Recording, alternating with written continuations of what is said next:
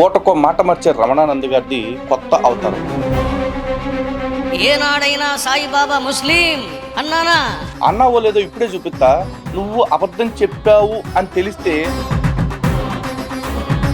రమణయ్య మర్చిపోయే విషయాలు ఎట్లా ఉంటాయి అయ్యా అంటే, ఇది సాయి తన జీవితకాలంలో ఎక్కడా చెప్పని మాటని ఎవరి సాయిబాబా అంటే చూశారా. సాయిబాబా కేసులు పెట్టుకుంటానంటే ఇక నేను ఏమీ చేయలేనండి. ప్రజాస్వామ్యంలో పోలీసుల్ని రాసిచ్చేయమని చెప్పండి ఒక లెటర్.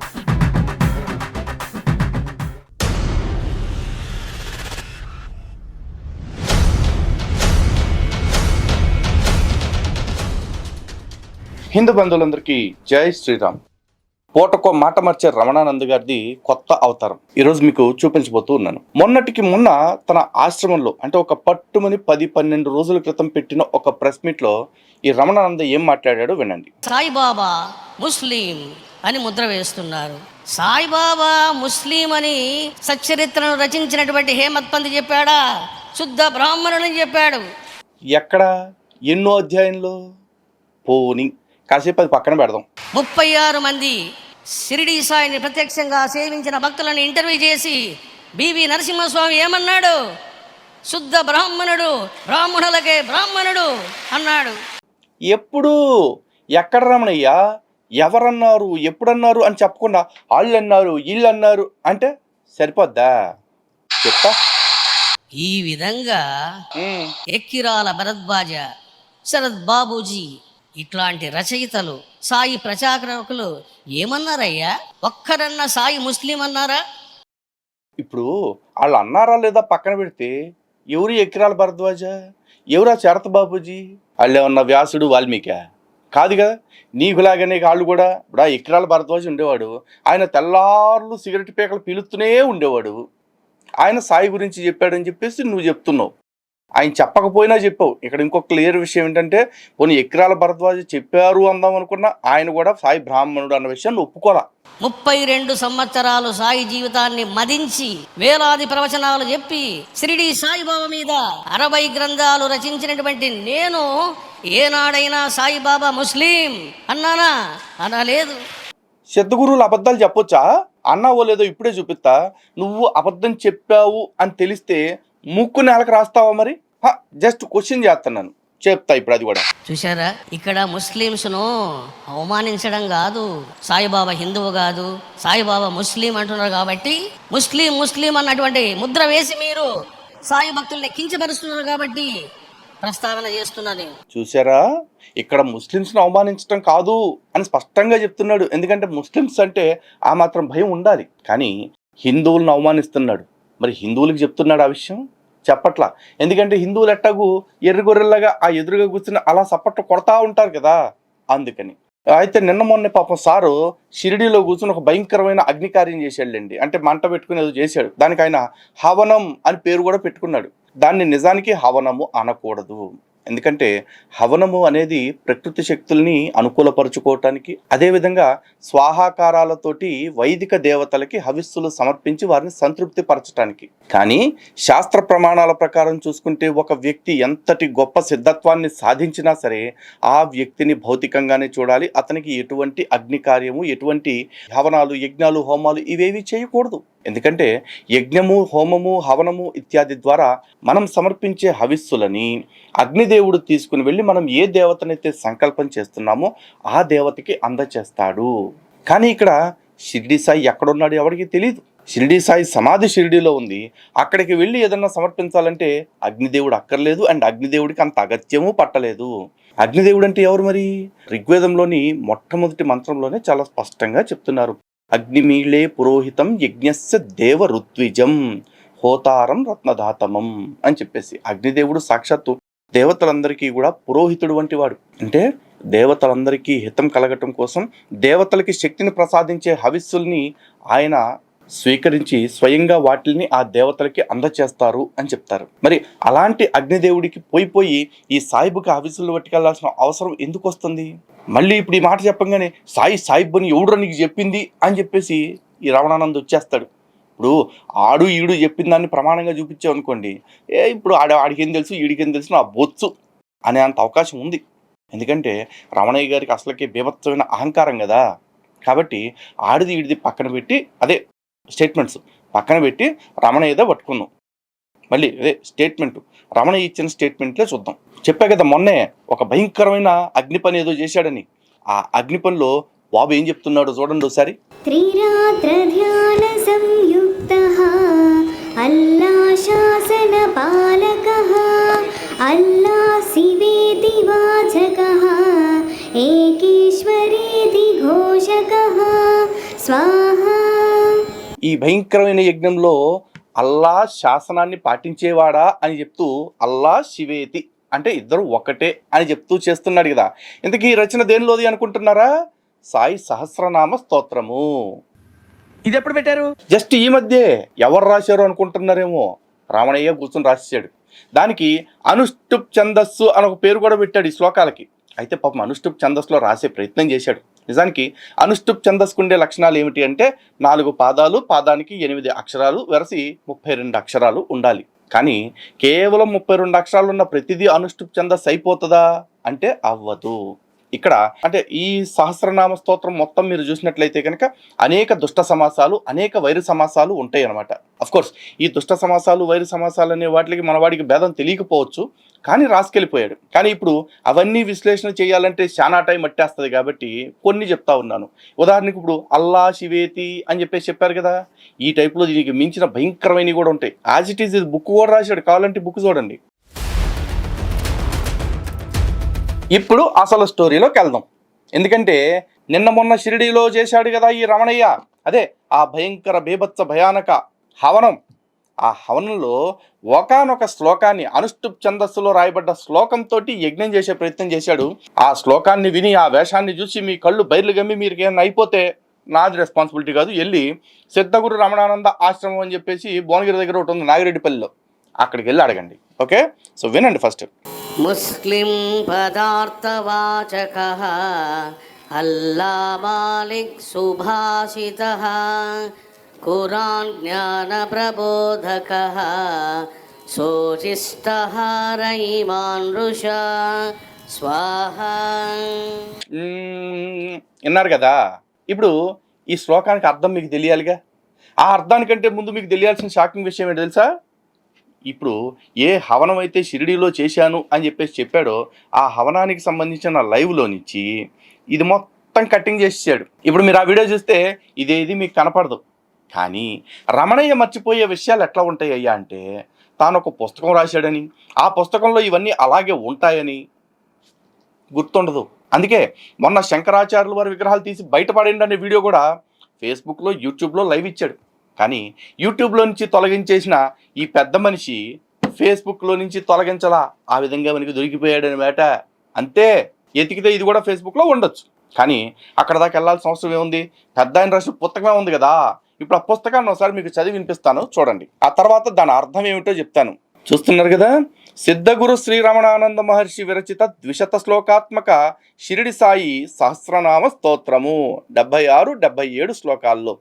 ముస్లిం పదార్థవాచకః అల్లా మాలిక్ సుభాషితః ఖురాన్ జ్ఞాన ప్రబోధకః శోచిష్టః రయిమాన్ ఋషా మౌల్వీ యోగి విచింతితః బన్నో మాయి ప్రియో యతిః వామన సాశినా సేవ్యః గోవింద స్వామి శాసకః. అబ్బా బాబా బాబా బాబా ఎంత బాగా చెప్పాడు. వీడియో స్టార్టింగ్లో నేను ఒకసారి చూపించా. సాయిబాబా అంటే ఎవరు? శుద్ధ బ్రాహ్మణుడు అని చెప్పేసి చెప్పాడు. మరి శుద్ధ బ్రాహ్మణుడు అని హేమాద్ పంత్ చెప్పలా, ఆ బివి నరసింహస్వామి చెప్పలా, ఏక్రాల్ భరద్వాజ్ చెప్పలా, ఈ శరత్ బాబుజీ చెప్పాడో లేదో నాకు తెలియదు, నేను చూడలా. కానీ ఈ రమణానంద్ అన్నాడు కదా లాస్ట్లో, 60 పుస్తకాలు రాసిన నేను చెప్తున్నా అన్నాడు. నువ్వు చెప్తుంది ఏంటి? చెప్పేటప్పుడేమో హిందువు అంటున్నావు, చెప్పేటప్పుడు శుద్ధ బ్రాహ్మణుడు అంటున్నావు, చెప్పేటప్పుడు ఆయన సాక్షాత్తు శివుడు అంటున్నావు. కానీ రాసేటప్పుడు ఏం రాశావు? ముస్లిం పదార్థవాచకః అంటే మీనింగ్ ఏంటి? ఒకసారి ఎందుకైనా మంచిదని చాట్ చెప్పిట్టిన అడిగా ఏం చెప్పిందో చూద్దారి. ముస్లిం అనే పదానికి అర్థము అల్లా మాలిక్ సుభాషిత అంటే నిత్యము అల్లా మాలిక్ అంటూ చక్కగా పలికేవాడా అని. ఖురాన్ జ్ఞాన ప్రబోధక అంటే ఖురాన్ గ్రంథంలోని పవిత్రమైన జ్ఞానాన్ని ప్రబోధించేవాడా. సోచిష్ట రైమాన్ వృషాహ అంటే అత్యంత పవిత్రుడైన కరుణామయుడైన. రైమాన్ అంటే రహిమాన్ అనే అరబిక్ పదానికి సంస్కృతీకరణగా రైమాన్ అయ్యుండొచ్చు. వృషాహ అంటే ఆ దేవుడు నిన్ను అనుగ్రహిస్తాడు. ఏ దేవుడు? రైమాన్ అంటే అల్లా. మౌల్వి యోగి విచింతిత అంటే మౌల్వీలు లేదా ఇస్లామిక్ పండితుల చేత ధ్యానించబడేవాడు. గోవిందనామ శాసక ఆ పరమాత్ముడే అందరినీ శాసించే పాలకుడు. ఇది సాయి తన జీవితకాలంలో ఎక్కడా చెప్పని మాటని రమణయ్య రాసేశాడు. రమణయ్య తద్వారా ఏం చెప్పాలనుకుంటున్నాడు? మై గురు ఈజ్ అ ముస్లిం అని చెప్పాలనుకుంటున్నాడు, కానీ ఇండైరెక్ట్గా చెప్పాడు. ఇది చాలామందికి కొంత కన్ఫ్యూజన్ మిగల్చవచ్చు. ఇది మరింత వివరంగా ఈ రమణయ్య చెప్తే ఎలా ఉంటుందో మీకు తెలుసుకోవాలని ఉందా? చూడాలని ఉందా? చూసేద్దాం రండి. దానికంటే ముందు అసలు విషయం, ఇదంతా కూడా నేను అనుష్టుప్ ఛందస్సులో రాశాను అని చెప్పేసి రమణయ్య గారు చెప్తున్నారు. మరి ఇది అనుష్టుప్ ఛందస్సులో ఉందా లేదా అని కూడా చాట్‌జీపీటీని అడిగితే ఈ శ్లోకాలు అనుష్టుప్ ఛందస్సులో వ్రాయడానికి ప్రయత్నించారు. అనుష్టుప్ ఛందస్సులోని ప్రతి శ్లోకానికి 4 పాదాలు ఉంటాయి. ప్రతి పాదంలో 8 అక్షరాలు ఉంటాయి. వాటిని సమావృతాలు అంటారు. అక్షరాల క్రమాన్ని బట్టి పరిశీలిస్తే ఈ శ్లోకంలో సంప్రదాయ సంస్కృత వ్యాకరణం మరియు సంధి నియమాల పరంగా కొన్ని స్పష్టమైన దోషాలు ఉన్నాయి. అవేంటంటే అల్లా మాలిక్ అనేవి అరబిక్ పదాలు. వీటిని సంస్కృతీకరించేటప్పుడు విసర్గలు లేదా సంధి నియమాలు పాటించలేదు. ఉదాహరణకు అల్లాహ్ అని గాని మాలికహ అని గాని మార్చాల్సి ఉంటుంది.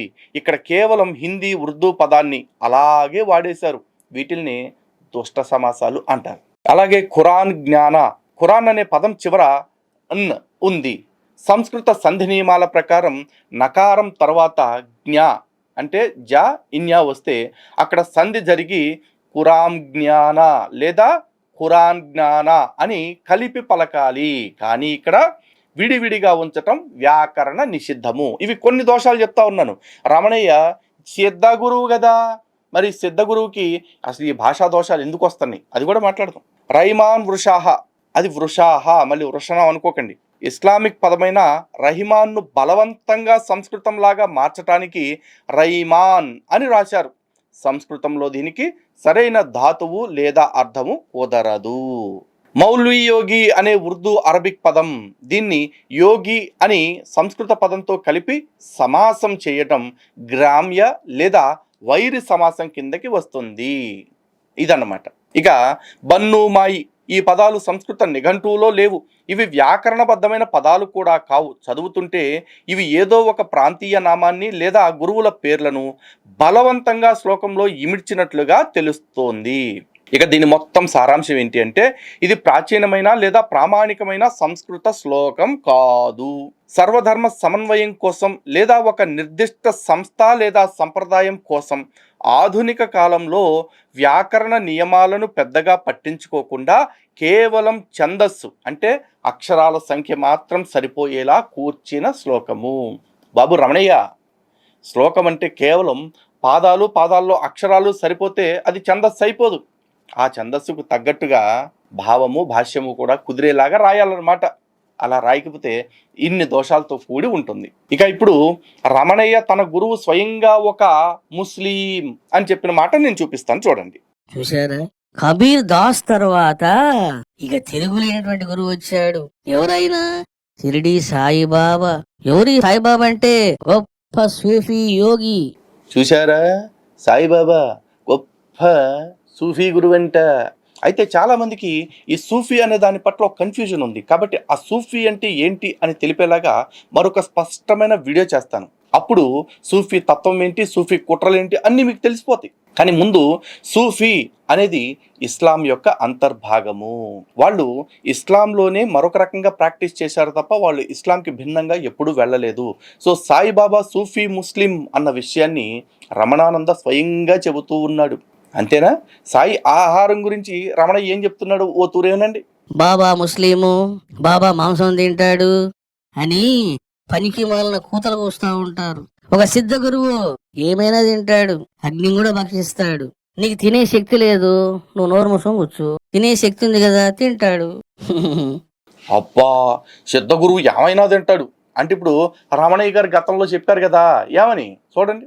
నేను అన్ని తింటా, నేను పక్కా నాన్ వెజిటేరియన్. నేను అన్ని తింటా, నేను పక్కా నాన్ వెజిటేరియన్. మరి రమణయ్య గారు సిద్ధ గురువు ఏమైనా తింటాడు అన్నప్పుడు మీరు కేవలం మటన్లు, చికెన్లు, బీఫ్లు, బన్లు ఇట్లాంటివి మాత్రమేనా?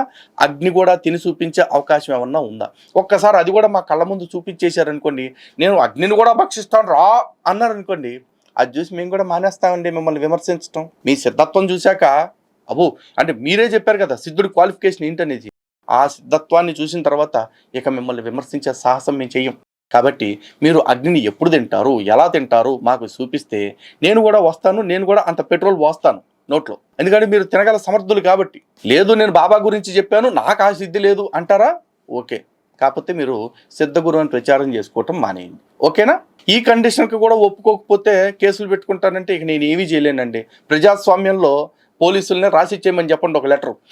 ఎవరినైనా ప్రశ్నించవచ్చు పబ్లిక్ జీవితంలో ఉన్నవాడిని, ఒక్క రమణానందం తప్ప. ఎవరి గురించైనా మాట్లాడుకోవచ్చు, ఒక్క హిందువులు తప్ప అని ఒక స్టేట్మెంట్ ఇచ్చేయమనండి. ఇక మేము మూసుకుని కూర్చుంటాం, ఓకేనా? సో హిందూ బంధువులారా, ఇప్పుడు మీకు క్లారిటీ వచ్చి ఉంటుంది కదా, సాయిబాబా హిందువే, సాయిబాబా హిందువే అని ఈ మధ్య చెప్తున్నారు. ఇక ఇంకో అడుగు ముందుకేసి సాయిబాబా ఏకంగా బ్రాహ్మణుడు అని కూడా చెప్తా ఉన్నారు. కానీ సాయి బ్రాహ్మణుడు కాదు, సాయి హిందువు కాదు, సాయి ఒక సూఫీ, సాయి ఒక ముస్లిం. కాబట్టి అలాంటి ముస్లింని పూజించే కర్మ నాకు లేదు. అలాంటి ముస్లింని శివుడు, విష్ణువు, అమ్మవారు అనుకునే అగత్యం నాకు పట్టలేదు. నేను స్వచ్ఛ హిందువులుగా మార్చడానికి సనాతనవాదులందరినీ నా ప్రయత్నాన్ని నిరంతరం కొనసాగిస్తూనే ఉంటాను. నేను రాజ్యాంగం అనుమతించిన ఆర్టికల్ 19(1) అంటే నాకు ఇవ్వబడిన భావ ప్రకటన స్వేచ్ఛ, వాక్ స్వాతంత్రాన్ని వినియోగించుకుంటూ రాజ్యాంగబద్ధంగా ప్రశ్నిస్తున్నా. నేనెవడిని కూడా బూతులు తిట్టట్లేదు. అలాగే ప్రజల్ని ఈ మోసాల నుండి కాపాడుకోవటం అనేది రాజ్యాంగం ప్రతి పౌరుడి మీద పెట్టిన బాధ్యత. It is responsibility of every Indian citizen to promote humanism, scientific temper and spirit of enquiry among the citizens of India. ఇది ఆర్టికల్ 51(a)(h) నాకు ఇస్తున్న బాధ్యత. నా హక్కు పరంగా చూసుకున్నా, నా బాధ్యత పరంగా చూసుకున్నా నేను మాట్లాడతాను, ప్రశ్నిస్తాను, నిలదీస్తాను. సమాధానం చెప్పేవాడు చెప్పండి, చెప్పని వాడు మీ పద్ధతుల్లో వంకరగా మీకున్న అధికార అర్ధబలాల్ని అడ్డం పెట్టుకుని నాలాంటి వాడి మీద కక్ష సాధించే ప్రయత్నం చేయండి. కానీ నేను నిలబడతా, కలబడతా, గెలిచి తీరతా. కారణం సత్యమేవ జయతే. ఓకే, సో హిందూ బంధువులరా, ఇప్పటికైనా కళ్ళు తెరుచుకోండి. ఇంకా కళ్ళు తెరుచుకోకుండా అక్కడే ఉండి చేతులు కాల్చుకునే వాళ్ళు ఆ తర్వాత ఆకులు పట్టుకోవడం కోసం బయటకు వస్తారేమో, కానీ అప్పుడు ఏ ప్రయోజనము ఉండదు. కాబట్టి ఇప్పుడే మేల్కొల్పుతున్నాము. దయచేసి అమాయకత్వంతో నిద్రపోతున్న వాళ్ళు మేల్కోండి, బాగుపడండి. లేదు మూర్ఖత్వంతో నిద్ర నటిస్తాము అనుకునే వాళ్ళు మీ కర్మకి మీరు అక్కడే ఏడవండి. చెప్పటం నా బాధ్యత, వినటం వినకపోవటం మీ కర్మం. మా పెద్దోళ్ళు ఎప్పుడో చెప్పారు, చెప్పంగా విన్నోడిని చెడాక చూడటమే అని చెప్పేసి. కాబట్టి వినేవాళ్ళు వింటారు, లేని వాళ్ళు అక్కడే సిద్ధ గురువు గారిది పట్టుకుని ఉంటారు ఆశ్రమాన్ని. ఓకే, జై శ్రీరామ్, భారత్ మాతాకి జై.